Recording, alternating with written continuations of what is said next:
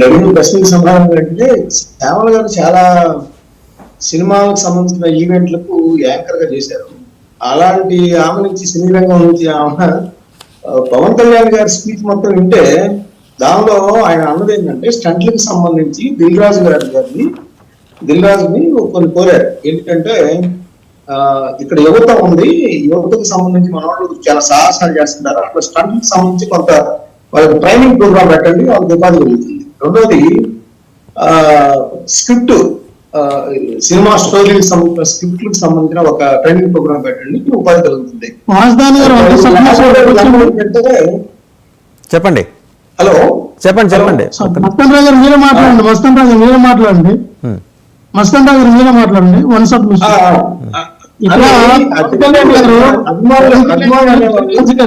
Sir Pawan Kalyan గారు దిలీరాజు గారికి చెప్పి మీరు అక్కడ పిల్లలకి ఆ విధంగా బైక్ పవన్ కళ్యాణ్ గారు దిల్ రాజు గారిని అడగడం ఏంటంటే దిల్ రాజు గారికి ఏమైనా గవర్నమెంట్ లో సంబంధం సార్?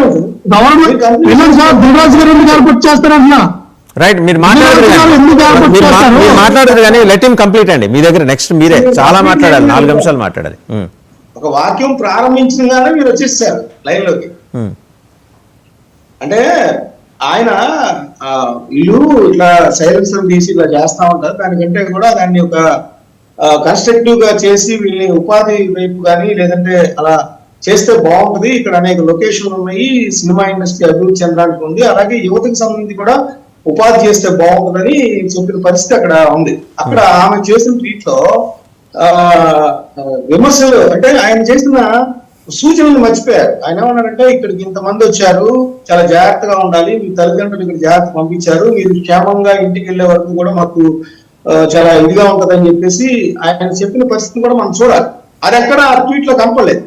అంటే మనం చూసే కోణం బట్టి, మన యొక్క మనస్తత్వాన్ని బట్టి మన కోణం కానీ మన విమర్శనాత్మక ధోరణి కానీ ఉంటది. ఆయన మరి ఆ కుటుంబ సభ్యులందరినీ లేదా అక్కడ ఉన్న యువతలందరినీ కోరిన విషయం ఎందుకు ప్రస్తావించలేదో నాకైతే తెలియలేదు. ఇక్కడ నేను అనేది ఏంటంటే ఒకటి చెప్తా, ఇప్పుడు లక్ష్మణరావు గారు చిన్న దానికి అవును, ఆయన ఒక డిప్యూటీ సీఎం గా అక్కడ ఇండస్ట్రీకి సంబంధించి తెలంగాణలో ఆయన ఉన్నాడు.